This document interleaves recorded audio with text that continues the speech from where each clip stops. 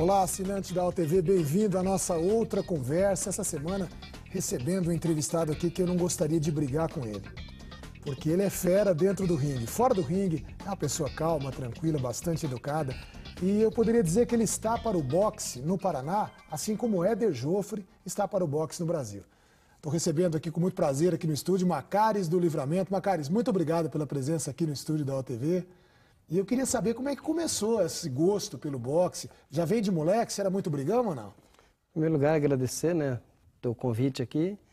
O boxe, assim, entrou na minha vida, assim, como, assim, uma atividade, né, uma atividade para mim, porque eu brigava muito, realmente, isso que você falou, é muito briguento, né? Com quantos anos você lembra das primeiras brigas que você teve, Maccaris? Nossa, olha, eu tive uma infância meia conturbada, né, acho que, assim, a partir dos meus... A gente veio para Curitiba aqui em 69, né? Você nasceu onde? Eu nasci em Orleans, Santa Catarina, e a gente sempre brigou a vida inteira, né? Para viver, né? Então, acho que foi uma briga difícil, né? Foi uma infância difícil? Foi uma infância difícil, né? Minha mãe, às vezes, puxa vida, ela não gosta, às vezes, que eu fale, né? Das nossas dificuldades na nossa infância, mas foi uma infância muito difícil, muito... Assim, o nosso pai praticamente não convivia com a gente, né? Então... Ela que segurou a minha mãe que trabalhava de costureira, então era muito complicado, sabe? Você teve que trabalhar bem cedo, não? Eu tive que trabalhar sempre a minha vida inteira, assim. O que você fez já? Desde criança. De moleque? Quando eu morava em Lages, né, em Santa Catarina, eu tinha de 7 a 8 anos, então lá tinha muito gado, né? Então, o que a gente fazia? Sempre buscar gado no campo para trazer para as coxinhas. Então, pequenininho já? Pequenininho. Não tinha medo, nada? Não tinha medo, né? Então, a gente fazia isso. Então, era dessa maneira que a gente conseguia viver a vida, né? Catando, assim, garrafas quebradas, fio, né? Para fazer cobre, para vender esse tipo de coisas, assim, né? E eu lembro, assim, que minha mãe tinha muita dificuldade e mandava a gente ir para casa da nossa avó, né? Porque lá a gente tinha até uma condição melhor, né? E a partir de 69 a gente veio para Curitiba, né? E aí, o que mudou? Aí mudou muitas coisas. Você começou a estudar, não teve muita chance? Como é que foi? Eu tive chance de estudar, né? Mas assim como a minha mãe, ela não tinha aquele cuidado. Não, se eu falar isso até meio complicado, assim, ela tinha que trabalhar para sustentar nós. Não conseguia dar atenção, talvez, pela necessidade. E aí ela imaginava que eu ia para aula ou não ia para aula. Você não ia? Eu ia para aula. Ela já sabe disso, já? Ela sabe disso, né? Tanto é que ela sempre, assim, queria que nós fosse formados, tivesse assim, ser formado, né? Ter um curso superior, mas sempre batalhou isso pela gente, mas infelizmente a gente... Né? Então, como a gente vivia na rua, assim, não tinha aquele cuidado como hoje eu tenho com meus filhos, né? Hoje eu procuro saber tudo que meus filhos estão fazendo, né? Então, assim, ela imaginava que eu estava no colégio, não estava no colégio, estava nas ruas. E então... você é uma pessoa tão tranquila, você era um moleque brigão, por quê? Se brigava por qualquer coisa ou tinha que... Eu vivia ali na Praça do Atlético, né? Que daí, inclusive, veio a paixão pelo Atlético, né? Ele tinha o Clube 5 de Maio, ali no campo de futebol. Então eu vivia ali, né? E ali começavam as brigas? Você lembra da primeira briga, não? Nossa senhora, foi tantas brigas, assim, que... E você não tem uma estatura muito elevada, você era magrinho, mirrado, forte, como é que você era? Não, eu sempre fui, assim, um pouquinho atarracado, né? Assim... E encarava os grandes mesmo? Encarava, brigava muito, né? Até assim... Nossa, teve briga assim que eu fui acordar 2, 3 horas depois, assim, futebol, né? Futebol, brigas de faca, teve coisas terríveis, né? É mesmo? Que só uma criança que vive nas ruas é que passa por isso. Tinha que enfrentar. Tinha que enfrentar. Graças a Deus eu nunca me envolvi assim com drogas, né? Nunca tive problemas com drogas, então isso eu posso dizer, né? Mas assim, o mais... sentia vontade de comer, ia no supermercado, roubava, muitas vezes entrava na lanchonete, fazia o lanche, saía correndo, tá entendendo? Então isso aconteceu muitas vezes. Teve que fazer? Tive que fazer. Pela vontade de criança? Pela vontade. Eu nunca me esqueço assim que tinha uma panificadora perto da nossa casa e assim, Sandro, uma coisa assim que marca muito na minha vida, a gente morava numa garagem, né? E morava eu, mais meus 2 irmãos e minha mãe. Estava grávida, né? E a minha irmã, que hoje tem 42 anos, quarto era dividido por uma cortina. Eu vi minha irmã nascer. Minha mãe deu à luz 8 horas da manhã. E quando foi meio-dia, ela estava numa máquina de costura costurando. Né? E eu me lembro muito bem, como se fosse hoje. Nós íamos comprar pão numa panificadora, pão de 2, 3 dias atrás, para a gente poder comer. Essa foi a luta, então, né, Macari? Isso é difícil. Eu sei que muitas pessoas passaram por isso, muitos, tá entendendo?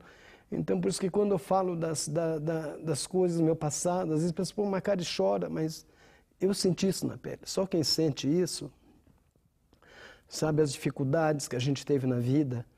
E tanto eu quanto meus irmãos são vencedores, que hoje a minha irmã é uma professora, né, formada. O meu irmão, até também há 15 anos atrás, morava numa garagem. Hoje ele é um diretor de uma empresa em Santa Catarina. Né? Hoje eu consegui, né, não tenho um curso superior, que minha mãe sempre me cobrou isso, mas hoje eu sou uma pessoa respeitada dentro do Paraná, né? E até mesmo no Brasil, né? Quem não te conhece, né, Macari? Pois é, eu acho que... Quem tem alguma afinidade com o esporte já ouviu falar no Macari. Isso, e ela sempre fala isso para mim, poxa vida, realmente, vocês não tiveram, eu fiz tudo para vocês estudar, né? E talvez eu errei alguma coisa. Minha mãe hoje tem 82 anos, né? Está no final da vida dela, mas eu acho que ela não errou, não. Acho que ela fez tudo que ela podia. Fez o melhor. Fez o melhor por nós, né? Tanto que ela fez esse camarada aí, que ao mesmo tempo que é brigão, chora porque sente o passado vivo na memória e sente o reconhecimento por tudo que ela fez, né? Quer dizer, não tem... É aquilo que eu disse, dentro do ringue é um brigão, mas fora dele é uma pessoa gentil, uma pessoa que tem um coração enorme, né? Sem dúvida. Por falar em coração, o coração tá bom? O coração, graças a Deus, né?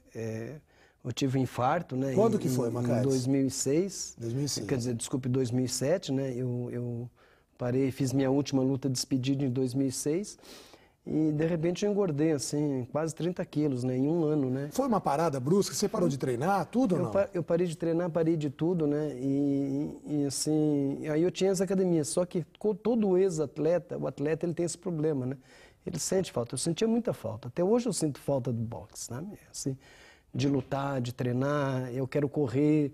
E eu sinto muitas dificuldades disso. Meu joelho dói, meus braços dói, minha cabeça dói, então tudo isso. E o infarto? Onde é que você estava? E aí veio o infarto. Aí teve você lembra da situação, assim, né? Como é que foi? Eu me lembro assim que eu estava em casa e eu falei assim, minha neném está para nascer, a Nicole, né? Eu falei assim, Rosete, eu estou sentindo um formigamento no meu braço, está estranho, está doendo o meu peito. Daí a gente veio de... Você estava num dia tranquilo? Tinha passado alguma de manhã, contrariedade assim, não? Isso, e a Rosilete iria dar luz, né? A gente vinha para ela e dar a luz, para levar ela para o hospital, ia levar ela para o hospital para dar luz. Você estava apreensivo com isso? Será nervoso? Não era isso, não é porque eu já sou pai, né? Eu já tinha 3 filhos antes do primeiro casamento, né?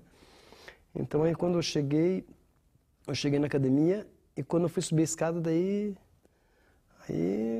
senti uma dor horrível, né? Uma sensação assim que, nossa, parecia que doía até minha sobrancelha, tudo, fio de cabelo, tudo.